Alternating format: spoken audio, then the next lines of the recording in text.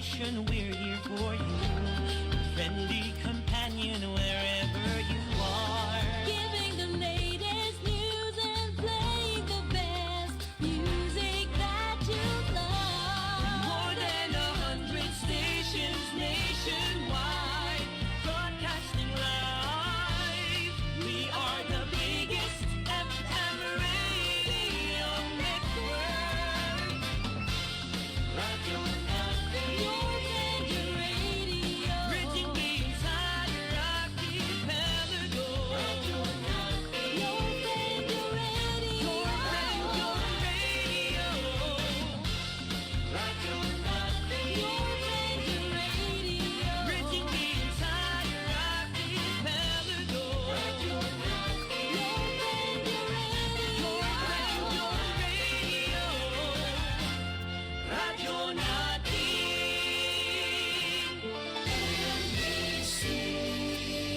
Manila Broadcasting Company. DXTC 95.9 Radyo Natin FM of Manila Broadcasting Company, MBC Media Group is a proud member of the KBP, Kapisanan ng mga Broadcaster ng Pilipinas, in partnership with the Cotabato Institute of Technology, Foundation Incorporated, KITFI.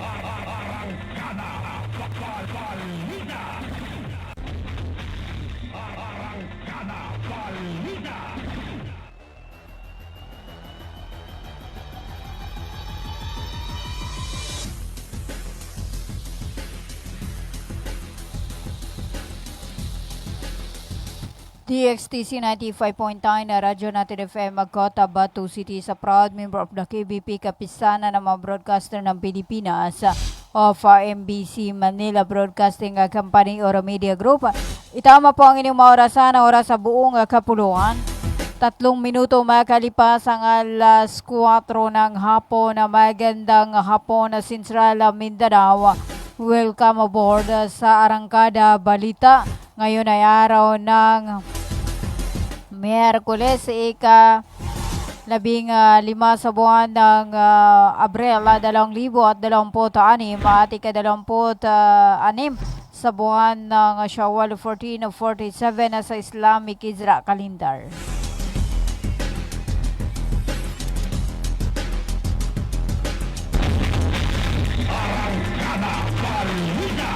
Sa ngalan po ng aming butihing station manager, sa aming admin officer KBP licenser PB Jawaril, at sa aming news head Miss Noronisa Mamital Kusin, at sa aming mga media technician, ako po ang inyong makakasama sa loob ng isang oras, Radyo Natin Caroline Abbas.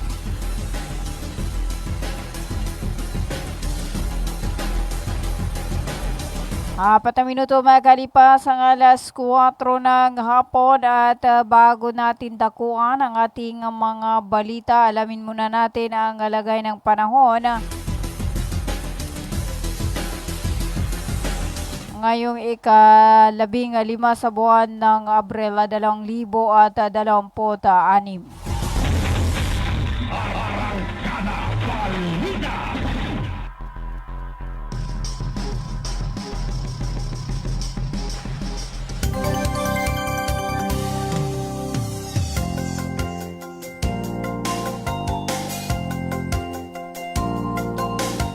Base sa inilabasan ng Pag-asa, April 15, 2026. Samantala, ang ating ulat panahon ay inihatid sa inyo ng Ministry of Science and Technology or MOST BARM, Cotabato City Field Office, sa pangunguna ni MP Minister Bailing Ismantawil at sa buong suporta ni BARM Chief Minister Abdul Rauf Imakakua. Katuwang ang DXTC Radyo Natin na maging alerto at laging handa mga kabang sa muro.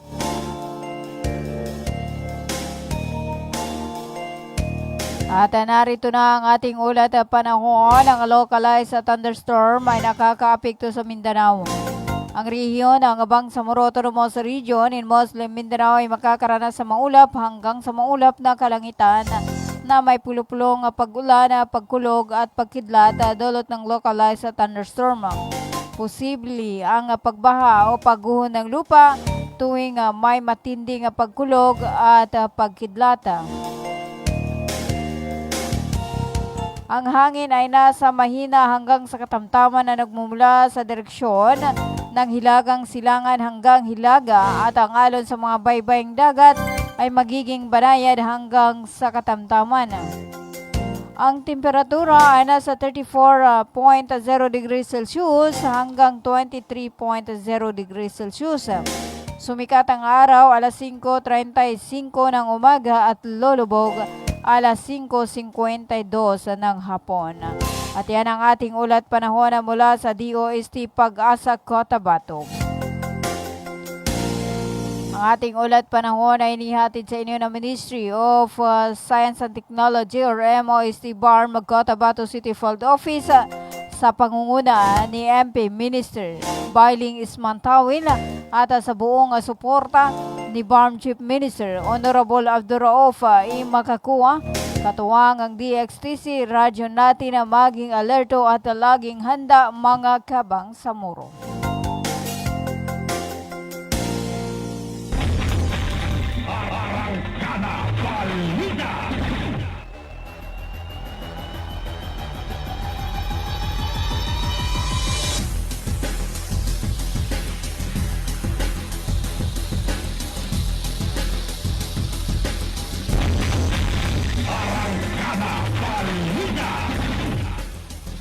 Walong minuto makalipas ang alas 4 ng hapon at para sa ating pangunang balita. Opisyal na nagtapo sa ngayong araw ng Miyerkules, ika-15 sa buwan ng Abril taong kasalukuyan, ang 3 araw na aktibidad na vaccination na isinagawa ng National Commission on Muslim Filipinos, Bureau of Pilgrimage and Endowment or NCMF BPE na ginanap sa Sharif Kabunsuan Cultural Complex na matatagpuan sa loob ng Bangsamoro Government Center Compound, Cotabato City. Nagsimula ang nasabing programa noong araw ng Lunes, ika-13 sa buwan ng Abril. At layunin itong masiguro ang kalugsugan at kaligtasan ng mga dadalo sa paparating na Hajj pilgrimage alinsunod sa regulasyong pangkalusugan ng Saudi Arabia na nangangailangan ng bakuna para sa lahat ng pilgrim upang maiwasan ang pagkalat ng mga sakit. Ayon sa mga opisyal, naging matagumpay ang pagsasagawa ng aktibidad dahil sa maayos na koordinasyon at pakikipagtulungan ng iba't ibang ahensya at mga kinatawan ng komunidad. Maraming mga aplikante para sa Hajj ang dumating at nakatanggap ng kinakailangang bakuna na nagsisilbing mahalagang hakbang bago sila maglakbay patungong banal na lupain. Binibigyang diin ng NCMF BPE na ang ganitong ori ng programa ay bahagi ng kanilang mandato na pangalagaan ang kapakanan ng mga Pilipinong Muslim, lalo na sa panahon ng kanilang relihiyosong tungkulin. Inaasahan na ang ganitong inisyatiba ay magpapatuloy sa mga susunod na taon upang masiguro ang maayos at ligtas na pagdaraos ng Hajj para sa ating mga kababayan.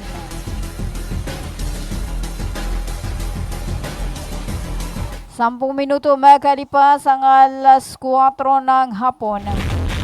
At ang oras na inahatid sa inyo ng Ministry of Labor and Employment or MOLIBARM sa pamahala ni Minister Dato Muslim N.G. Sema or Bapamos at sa kanilang program or General Director Dato Suraba Butazil Jr. 11 minuto makalipas ang alas 4 ng hapon. 2 sakay ng isang motorsiklo ang napatay sa ambos sa mataong lugar sa barangay Damawato sa Dato Piang, Maguindanao del Sur.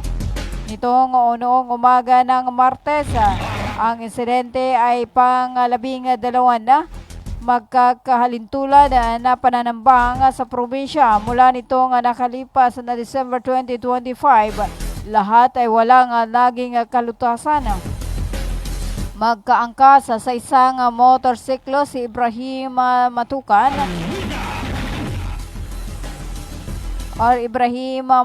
na pigkaulan at kasamang hindi agad kinilala ng mga investigador mula sa Dato Pagla sa Municipal Police Station nang tambangan ng mga armadong kalalakihan na nakaambang sa kanila sa barangay Damawato. Agad na nasawi ang dalawang ambos victims sa mga tama ng bala sa iba't ibang mga parte ng kanilang katawan.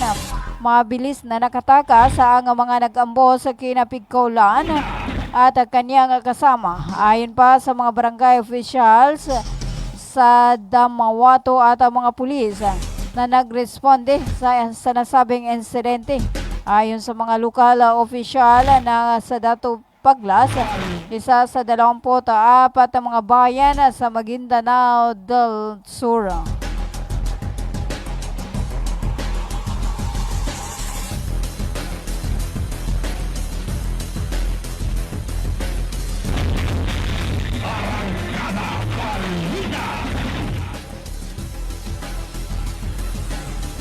Labing 3 minuto makalipas ang alas 4 ng hapon. Para sa iba pa nating mga balita, nagkasundo ang Barma Marawi Rehabilitation Program at Ministry of Human Settlement and Development, Lanao del Sur sa napatatagin pa ang pangangasiwa at implementasyon ng mga proyektong pang-infrastruktura sa isang koordinasyon meeting na ginanap noong 13 sa buwan ng Abrela. Binibigyang diin ni MRP Program Manager MP Saida Sheikh ang kahalagahan ng koordinasyon at pagsunod sa prinsipyo ng moral governance upang masiguro ang maayos sa daloy ng trabaho at agarang solusyon sa mga hamon. Matagumpay naman ng naipatupad ng MSD or MHSD ang ilang proyekto tulad ng mga multipurpose halls, cover court, solar street light at water supply system sa iba't ibang shelter site. Layunin ng nasabing pagpupulong na mapabilis at mapaganda pa ang rehabilitasyon sa lungsod para sa kapakanan ng mga residente. 14 na minuto makalipas ang alas 4 ng hapon. Para sa iba pa nating mga balita, matagumpay na naipamahagi ng Task Force for the Commission at Combatant and their communities sa tulong ng Office of the Presidential Advisor on Peace, Reconciliation and Unity or OPA-PRO at pakikipagtulungan sa Mindanao State University General Santos sa ang mga educational na tulong sa kabuuang 634 na mag-aaral. Ang mga beneficiaryo ay kinabibilangan ng mga dating kasapi ng Moro Islamic Liberation Front o kaya naman ay kanilang mga kamag-anak. Bawat isa ay nakatanggap ng halagang 25,000 na direktang inideposito sa kanilang mga account sa Land Bank. Bahagi ang mga ito ng 900 target na beneficiaryo para sa school year 2025 to 2026 sa ilalim ng MSU General Santos. Sa kasalukuyan, 634 na estudyante ang nakatanggap ng pondo habang pinoproseso pa ang aplikasyon ng mga natitira at patuloy naman ang koordinasyon ng MSU Jinsan EFP team upang mapabilis din ang pagpapalabas ng tulong para sa ikalawang semestre. Ang nasabing programa o Educational Assistance Program for the Commission of Combatant ay isang mahalagang bahagi ng Comprehensive Agreement on the Bangsamoro or CABA. Layunin nitong suportahan ang transisyon ng mga dating mandirigma tungo sa mapayapang pamumuhay at bigyan sila ng oportunidad na makapag-aral upang magkaroon ng mas magandang kinabukasan. Sa pamamagitan ng programang ito, umabot na sa humigit kumulang 4,000 na dekomisyon at kombatante at kanilang pamilya ang nabigyan ng pagkakataong makapagkolehiyo na siyang susi sa pagkakaroon ng matatag na kabuhayan at pagunlad ng komunidad. 17 minuto makalipas ang alas 7 alas 4 ng umaga. Tayo po ay magbabalik after this paid short commercial. Magandang araw mga magulang at kabataan! Naghahanap ba kayo ng paaralang maayos, mapagkakatiwalaan at abot kamay ang bayarin? Sa Cotahuato Institute of Technology Foundation Incorporated, tumatanggap kami ng kindergarten, elementary mula grade 1 hanggang grade 6, junior high school mula grade 7 hanggang grade 10, at senior high school na may strand na Humanities and Social Sciences. Sa Kitpi, may maalagang guro, maayos na pasilidad at edukasyong para sa masa. Mayroon din kaming scholarship program at tumatanggap ng mga scholars. Kaya ano pang hinihintay nyo? Mag-enroll na sa Kitpi. Para sa impormasyon, makipag-ugnayan sa 0905-1423-948. Matatagpuan sa Poblacion 8, Cacar, Cotabato City. Sa Kitpi, abot kamay na bayarin, edukasyong siguradong kinabukasan. Hello mga mamis. Gusto nyo bang manganak sa dekalidad at libreng paanakan? Halina at puntahan ang Bagwa Lying-in Clinic. Libreng manganak at kasama na ang family planning. Kaya mga mamis, simulan na ang libreng pagpapacheck up. Dito lang yan sa Bagwa Lying-in Clinic. Open 24 hours at PhilHealth accredited. Narito ang kanilang mga services offered. Family planning, IUD insertion or removal, check-up, pill supply, condom supply, DMPA injection, referrals for bilateral ligation, BTL, natural family planning, NFP method, counseling, maternal and child health, physical exam, breast exam, pelvic exam, prenatal care, postnatal care, pap smear, well body care, immunization, breastfeeding, cord dressing, whey taking, safe, normal, spontaneous delivery, newborn screening. For other services, you may please contact our midwife at landline number 557-4422 or a cell phone number 0917-531-6697. Para sa mga karagdagang katanungan, pwede kayong bumisita anumang oras sa Bagwa Lying-in Clinic at hanapin lamang ang kanilang clinic manager. Ang Bagwa Lying-in Clinic ay matatagpuan sa Quimpo, Bagwa 2, Cotabato City. Owned and managed by Madam Fe Camano Mandi. Tandaan mga mamis, Bagwa Lying-in Clinic.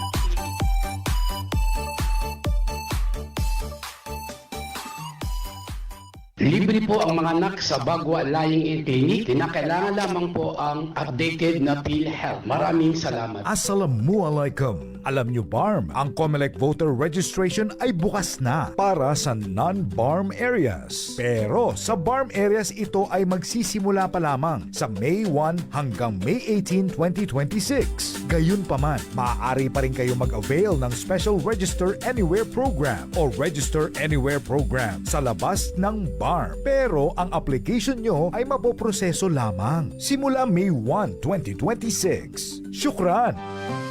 Bay, siya kapan? Why, Bapa, nana ko din. Bapa. Bagi kako sa walay na nakinog ko adan hindi balita yani man na pagsikap sa mata na narinyang ko ged kasaki na brahal sika pangingili ko di ako pagkabate sa Quran kaya di ko gere sa mapya nakiyog ko na makele kupon sa mga laga ang mga manisan. Ano natabuhan bapa? Kaadin na katawang ko. Nang bapaterunan ka na mapiyaye ka-check upin. Do kumpleto sila sa mga gamit sa ka-check up sa mata. Sur lang, eye care clinic. Matunang kayo ito baba, katawan ka yung dawalalan. Maya ba sa pagkambitya, tanan na mapakay at daun kasaki kabawangan ko naman. Luka buanga sa second floor Sardonyx Plaza. Mbalaka na Gutierrez Avenue, do Sensuat Avenue, Cotabato City. Ala inshallah nanalmo ko. Namagudasukal nalmo ko kando makele ko pa. Mga pagali nami, mga pakat nami, ubangili kano sa mapeka check-up nin sa mata, undo kompleto yung mga gamit nin, naangay kano sa Glang Eye Care Clinic, matun sa second floor, Sardonyx Plaza, Malaka na Gutierrez Avenue, Dusinsuat Avenue, Cotabato City. Mapakaya tamawag kano sa cellphone number nilan, 0966-024-6066. Kano email ad nilan, glangacc@yahoo.com. Angay kano dun sa Glang Eye Care Clinic. Glang Eye Care Clinic. Inihahandog ng Ministry of Labor and Employment, BARMM, sa pamamagitan ng Bureau of Employment, Promotion and Welfare. Mole Job Portal Project na binuo para sa mga aplikanteng naghahanap ng trabaho at mga pribadong establishmento, kumpanya at recruitment agencies na nangangailangan ng mga trabahante. Libre. Madali. Ligtas gamitin para sa mga job seekers at employers. Narito ang iilan sa features at function ng online platform system na ito.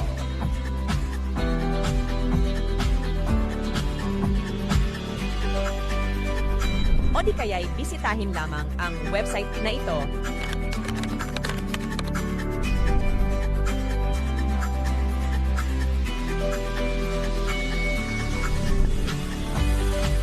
O maaari din ay scan ang QR code sa larawan. Para sa karagdagang impormasyon, bisitahin ang official website ng moleportal.h. Bumili at manalo ng 300 tips to make a raffle promo sa KCC Mall of Cotabato. May 1 raffle entry sa bawat 200 pesos sa KCC Department Store o 1 raffle entry sa bawat 500 pesos sa KCC Supermarket gamit ang KCC Forever Bonus Card. May chance ka pang manalo ng 40 million shopping money. Milyong exciting prizes. KCC Supermarket, nakabarato. Everything's here at KCC for you. When we crave to have fun, yet our tummies want some, everyone is thinking of a crunch. With grilled chicken inside and if deliciously fried, Virginia crunchy chicken nuggets. Here it is, it's extraordinarily crunchy. Virginia crunchy chicken nuggets. It's real chicken goodness, tasty oh yes, crunchy goodness in every bite. Virginia crunchy chicken nuggets. Your Virginia Crunchy Chicken Nuggets is available nationwide. Head to your nearest Virginia factory outlets and all leading supermarkets. Virginia Crunchy Chicken Nuggets is under Virginia Food Incorporated Crunchy line. Ganito yon sabihin ko sa inyo. Makinig kayo. Binabati ko po kayo at inanyayahan na makinig dito lang sa himpilang DXTC 95.9 Radyo Natin FM Cotabato City. Maraming salamat po. Sabihin ko sa di magaga.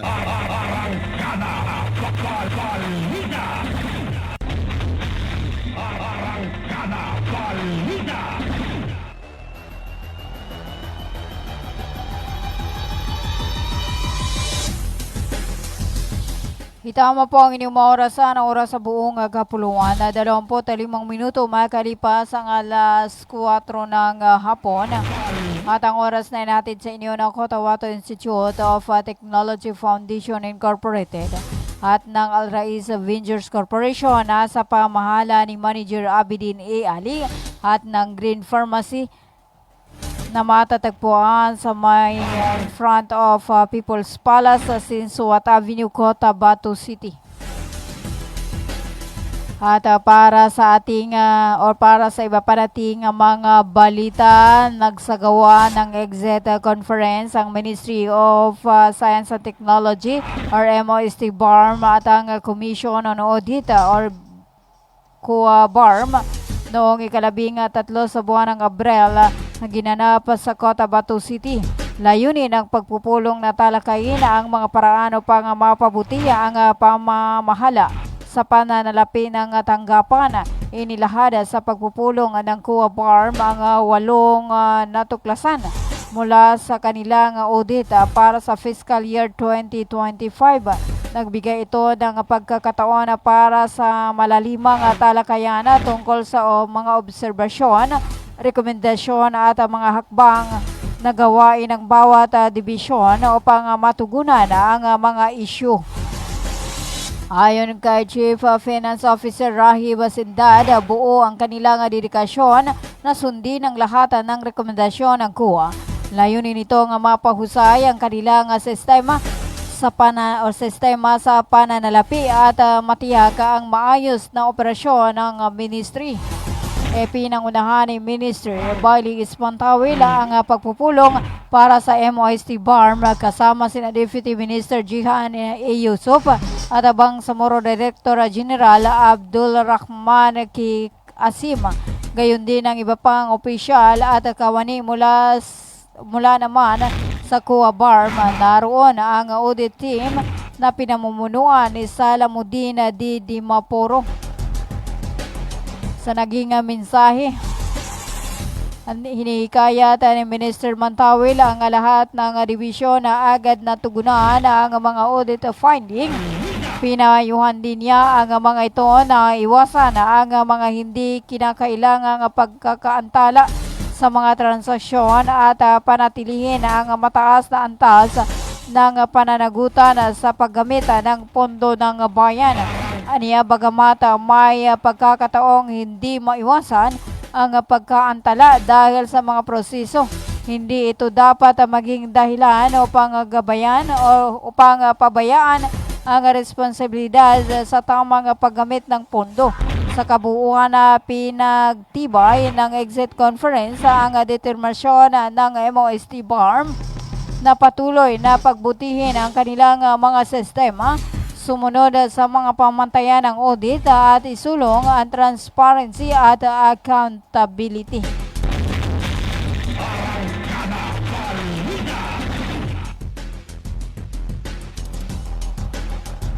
Dalawamput siyam na minuto makalipas ang alas 4 ng hapon. At ang oras na natin sa inyo ng KCC Mall of Cotabato. At para sa iba pa nating mga balita, nagkaroon ng pagpupulong ang Committee on Basic Higher and Technical Education ng Bangsamoro Transition Authority or BTE sa Cotabato City upang suriin ang mga mahalagang panukalang batas at resolusyon na ipinasa sa committee noong ika-13 sa buwan ng Abril 2026. Kabilang sa mga pangunahing tinalakay ang BTA Bill number 420 na naglalayong magtatag ng isang institusyong pang-edukasyon na kilala bilang Salamat Hasim Boarding Madrasa. Ang panukalang batas na ito ay nagtatakda ng mga tungkulin, instruktura at balangkas ng kurikulum ng nasabing institusyon. Kasama na ang paglalaan ng kinakailangang pondo para sa mga operasyong ito. Ang panukalang batas ay sinulat ni Member of Parliament Abdul Basit Benito at kasalukuyan nasa ilalim ng pagsusuri ng Subcommittee on Madaris na pinamumunuan ni Member of Parliament Abdul Wahab M. Paka.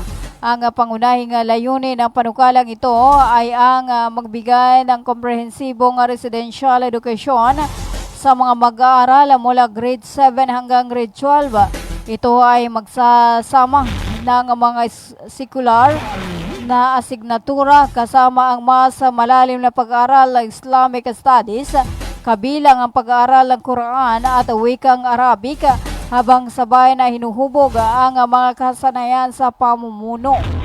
Ang pagpupulong ay pinangunahan ni MP Susana Anayatin, ang Vice Chair ng nabanggit na committee.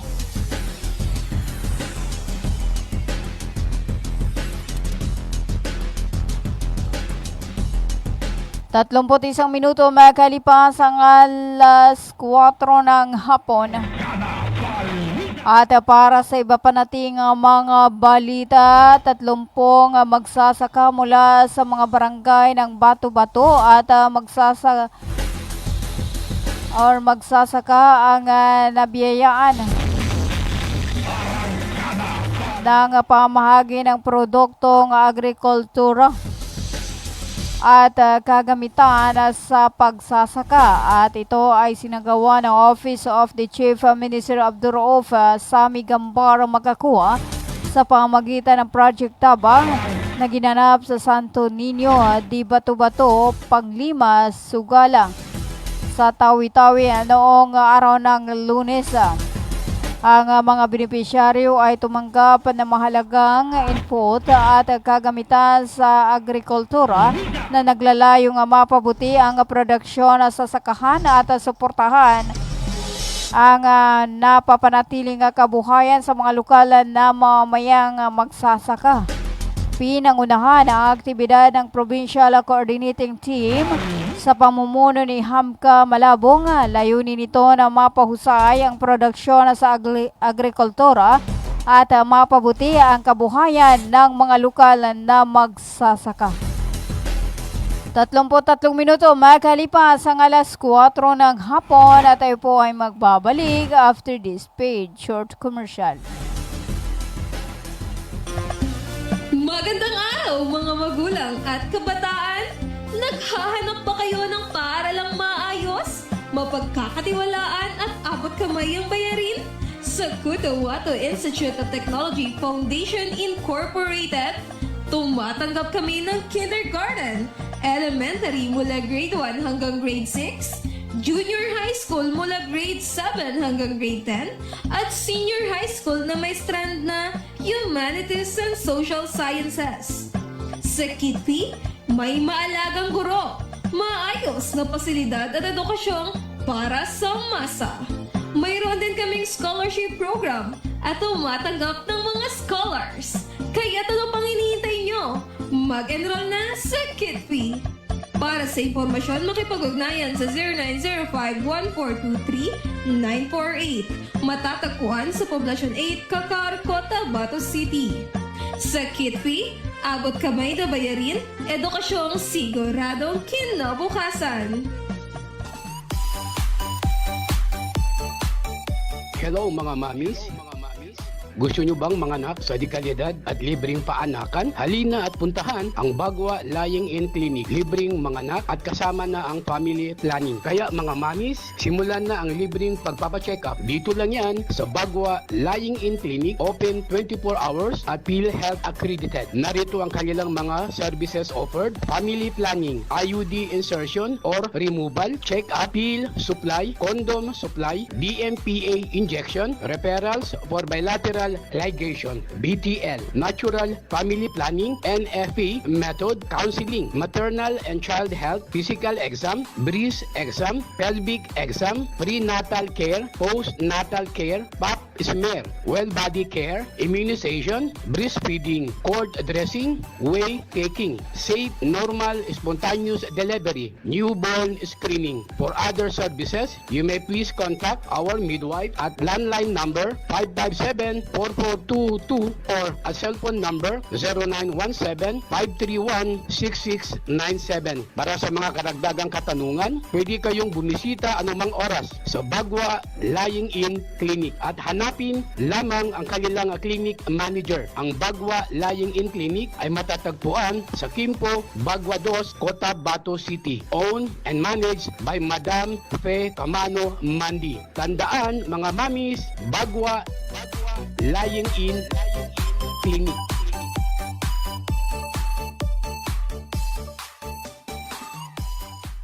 Libre po ang mga anak sa Bagwa Lying-in Clinic. Kinakailangan lamang po ang updated na PhilHealth. Maraming salamat. Bay, siya kapan? Why, Bapa? Nana ko din. Bapa. Bagi ka ko sa walay na nakinog ko adan hindi balita yani man na pagsikap sa mata na narinyang ko ged kasaki na brahal sa pangingili ko di ako pagkabate sa Quran kaya di ko gere sa mapya nakiog ko na makele ko pon sa mga laga ang mga manisan. Ano natabuhan Bapa? Kaado na katawang ko. Nang bapaterunan ka na mapiyay ka-check upin. Do kumpleto sila sa mga gamit sa ka-check up sa mata. Surlang Eye Care Clinic. Matunang kayo ito Bapa, katawan na kawin dawalalan. Maya ba sa pagkambitya tanan na mapakaya daun kasaki kabawangan ko na mag. Luka buanga sa second floor Sardonyx Plaza. Mbalaka na Gutierrez Avenue do Sensuat Avenue Cotabato City. Ana inshallah nanalmo ko na magudasukal nalmo ko kando makele ko pan. Mga pagalinami, mga pakat nami, ubangilay kano sa mapeka check-up nin sa mata, undo kompleto yung mga gamit nin, naangay kano sa Glang Eye Care Clinic, maton sa second floor, Sardonyx Plaza, Malaka na Gutierrez Avenue, undo Sensuat Avenue, Cotabato City. Mapakaya tamawag kano sa cellphone number nilan, 0966-024-6066. Kano email ad nilan, glangacc@yahoo.com.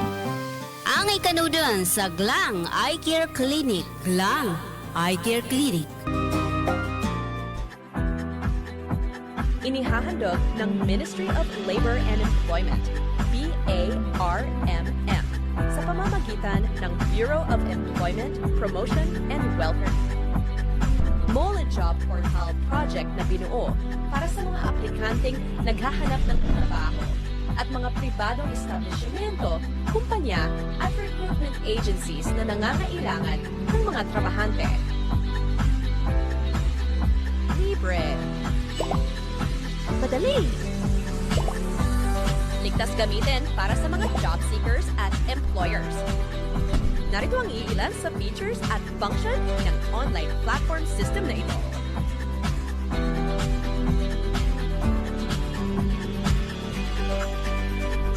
O di kaya'y bisitahin lamang ang website na ito.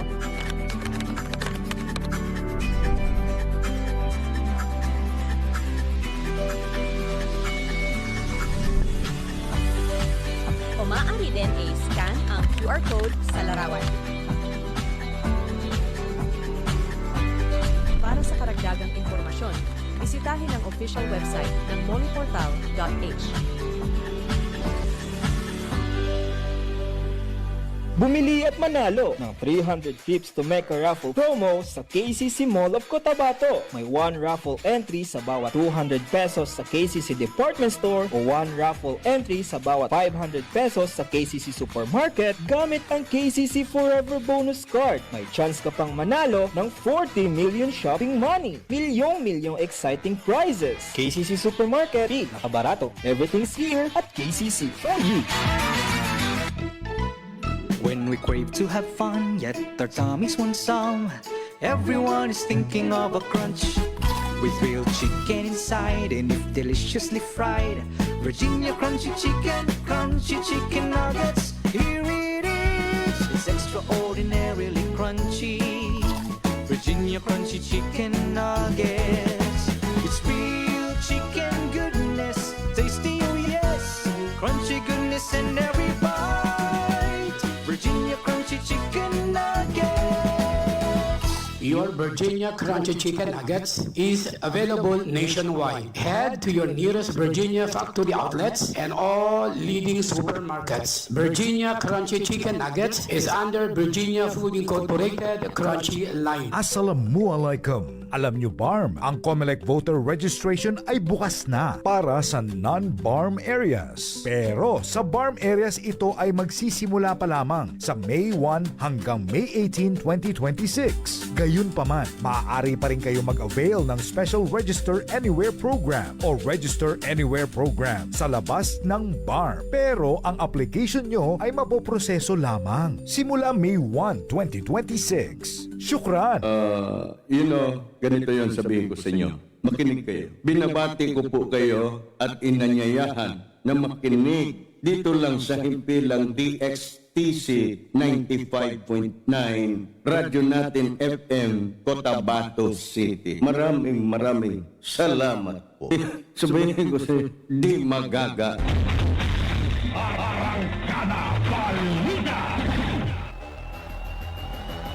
Itama po ang inyong maorasan, oras sa buong kapuluan. 41 minuto makalipas ang alas 4 ng hapon at ang oras na nahatid sa inyo ng Glang Eye Care Clinic located at Sinsuat Avenue, Cotabato City. At hatid din sa inyo ng Bagwalaingin Clinic na matatagpuan sa Kaimay Kimpo, Baguados, Cotabato City. At para sa iba pa dating mga balita, pinaulanan ng bala ang Barangay Hall ng Tamuntaka 4 sa Cotabato City. Madaling araw ng Martes, ika-14 sa buwan ng Abril taong kasalukuyan. Ayon sa ulat ni Officer in Charge or OIC Police Captain Eduardo Malikdem, naganap ang insidente bandang alas 12:05 ng madaling araw sa Swampy area na matatagpuan sa likurang bahagi ng Barangay Hall, kung saan pinaniniwala ang nagmula ang mga putokan ng barila.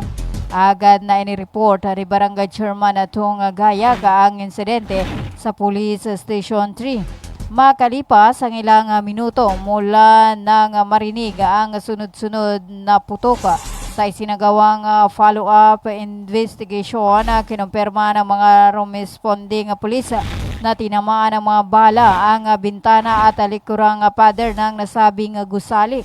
Isa sa mga anggulong tinitingnan ng mga investigador ay ang posibilidad na may kaugnay ang insidente sa umiiral issue sa loob ng barangay. Gayon pa man, wala umanong na-recover ng mga basyo ng bala sa pinangyarihan na patuloy pang sinusuri ng mga otoridad. Sa isang banda, tinututukan ng person of interest ang pulisya kaugnay ng insidente. Subalit hindi pa ito pinangpangalanan habang nagpapatuloy ang masusing investigasyon. Wala namang naiulat na nasugatan o nasawi sa nasabing pamamarila.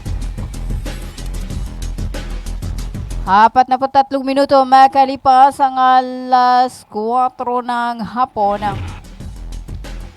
Para sa iba pa nating mga balita, sa ating balitang nasyonal, nagpaalala ang Department of the Interior and Local Government or DILG sa lahat ng local government units na dapat isagawa ang mga sesyon ng sangguniang sa loob ng kanilang nasasakupan, dahil maaring questionin sa korte ang mga sesyong ginaganap sa labas.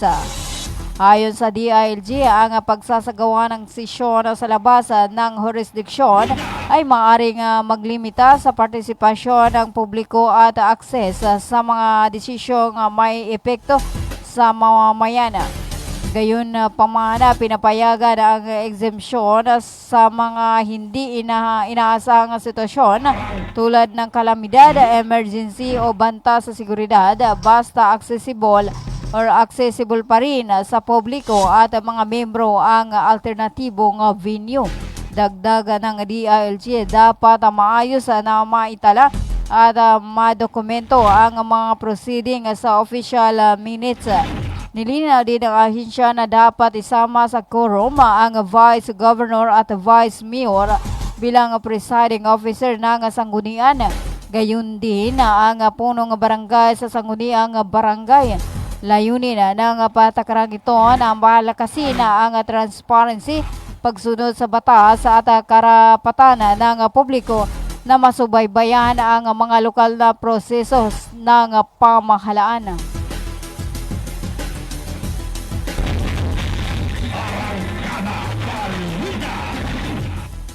45 minuto makalipas ang alas 4 ng hapon.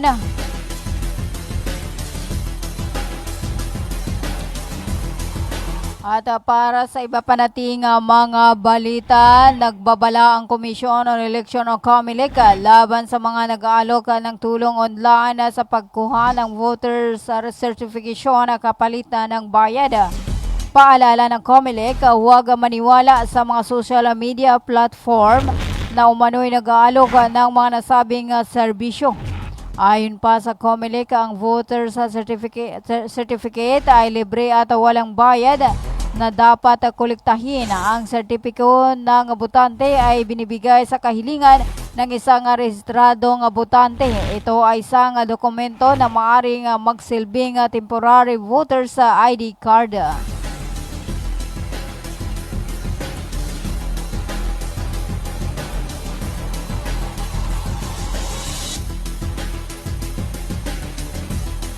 Sa isang banda, sinabi ng komisyon na maaaring suriin ng mga aplikante para sa rehistrasyon ng botante ang kanilang mga katayuan sa pagpaparehistro online.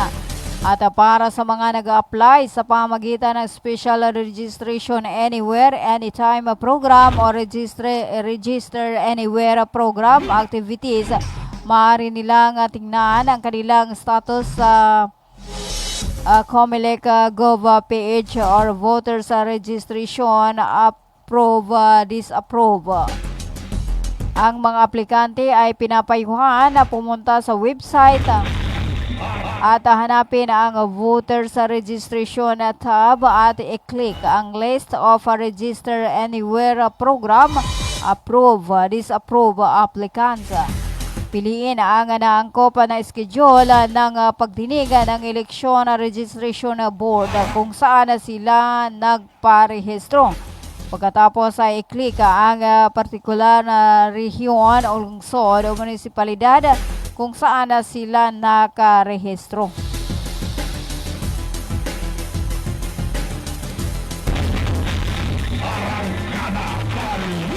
Apat na 48 minuto makalipas ang alas 4 ng hapon. Tinututulan ng Davao City Government ang anumang planong magtayo ng foreign military facilities sa loob ng nasasakupan nito kasunod ng mga ulat tungkol sa isang panukalang US Link fuel storage facility sa Mindanao. Sa isang pahayag,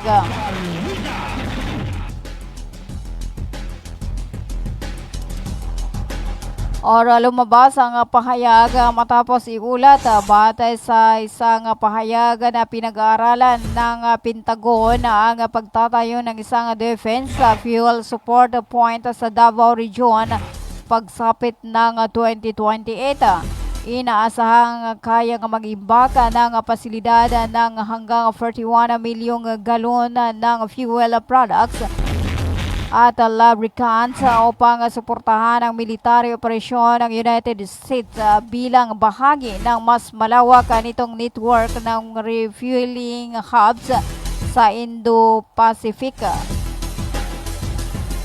Kinwestiyon ng Davao City Government ang direktang pakinabangan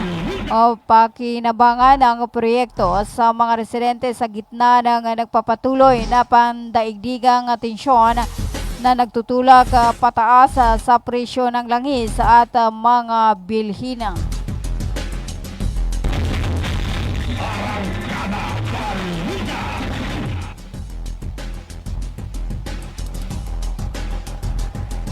Apat na 9 minuto makalipas ang alas 4 ng hapon para sa iba pa nating mga balita. Hinimok ni Philippine National Police Chief General Jose Meliciano Nartates Jr.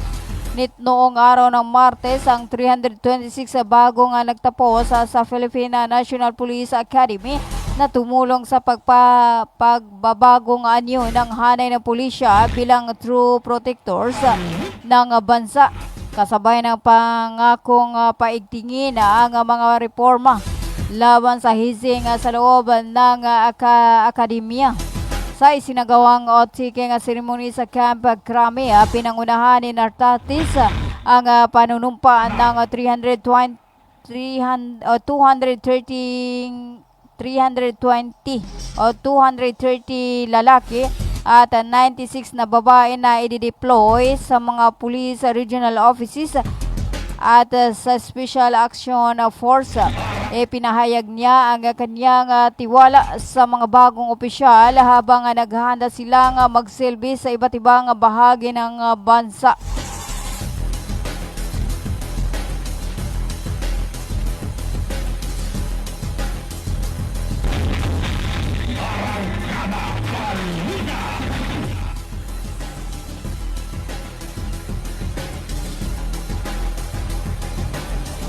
Limamput isang minuto makalipas ang alas 7 ng umaga.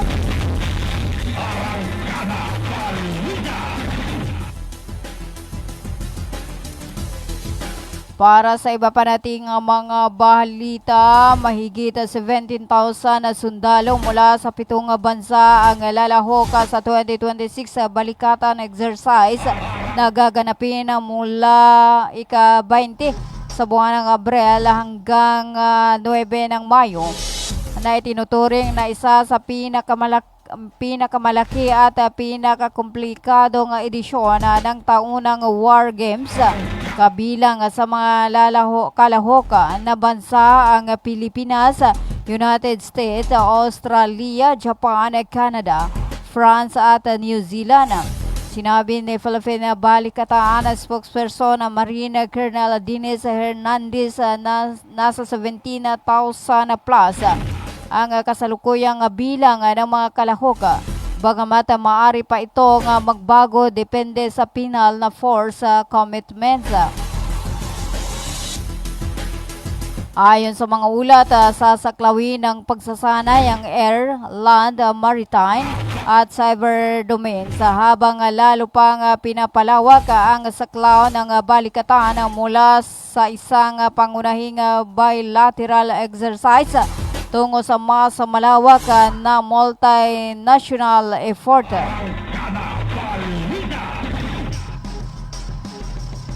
Limamput 3 minuto makalipas ang alas 4 ng hapon.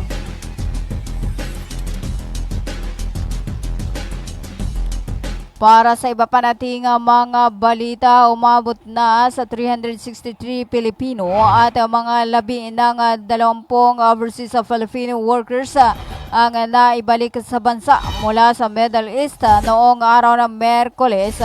Ayon pa sa Department of Migrant Workers, sinabi ng ahensya na ang mga labi ng 20 OFW ay dumating na mula Kuwait ng madaling araw ng Miyerkules. Ayon sa DMW, isang pastor at isang pari ang nagsagawa ng basbas sa mga labi bago ito i-turnover sa kanilang pamilya. Nasaksihan ang proseso ni na DMW Undersecretary Felicitas Q.B., Undersecretary Dominica Rubia Tutay at iba pang kinatawanan ng DMW at Overseas Workers Welfare Administration or UWA. 54 na minuto makalipas ang alas 4 ng hapon. At para sa ating panghuling balita, sinabi na Department of Energy na walang katiyakan na masusundan agad ng panibagong rollback ang malalaking bawas sa presyo sa produktong petrolyo na ipinapatupad ngayong linggo.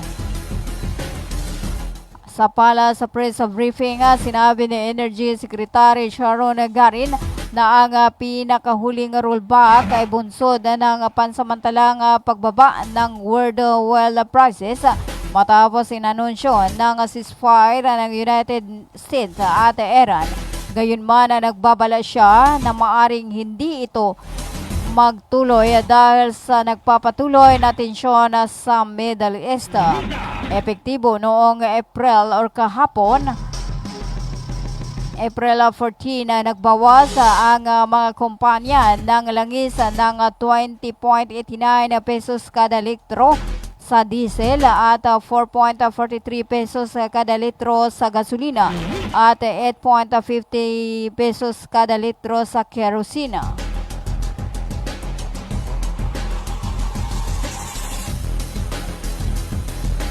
Ayon sa DOE, kumikilos na ito upang makakuha ng karagdagang supply sa pakikipag-ugnayan sa Philippine National Oil Company at mga industry player upang maibsan ang epekto ng mataas na presyo ng langis. Ipinapatupad din ng pamahalaan ang 10 kada litro na fuel subsidy program na inaasang tatagal ng 3 hanggang 4 na buwan depende sa pundong magagamit.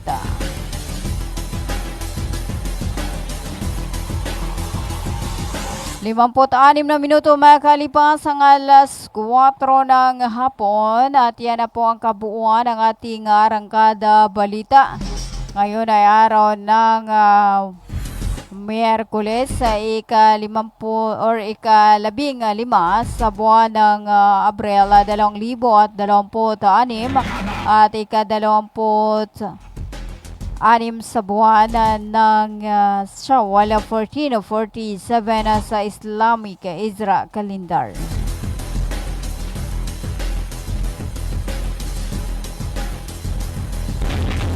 At hello po sa ating mga viewers. Hello to radyo natin Kamunta na Mandang, kay Nesrene Benito, kay Abang Damsani, Almera Abbas at kay Sir Dines Martinez Pastor.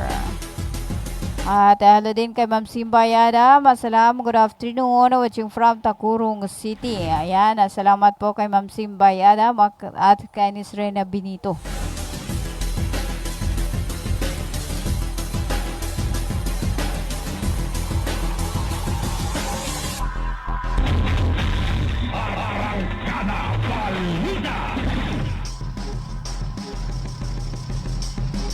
Limamput-walong minuto makalipas ang alas 4 ng hapon sa ngalan po ng aming butihing station manager sa aming admin officer KBP license, Sir PB Jawaril, sa aming news head, Miss Noronisa Mamital Kusin. At sa aming mga media technician. At bukas po alas 4 hanggang alas 5 ng hapon inyong makakasama si Miss Noronisa Mamital Kusin sa programang Arangkada Balita at abangan po ang live interview kay Attorney Francisco Britannico at ito po ay may kaugnay sa International Child Abduction. Marami ho tayong matutunan kaugnay ng kanilang pag-uusapan. At abangan po yan bukas, araw ng Thursday. Inyong makakasama sa Arangkada Balita si radyo natin Noronisa Mamintal at maging panayam si Attorney Francisco Britannico. At siya po yung founder ng FCB Law Office nakabase po yan sa Makati, Manila, sa may Metro Manila. Ayan, maraming salamat po sa pagsama sa akin sa loob ng isang oras hanggang sa muli sa ganito ring oras sa timpilan 95.9 Radyo Natin FM Cotabato City.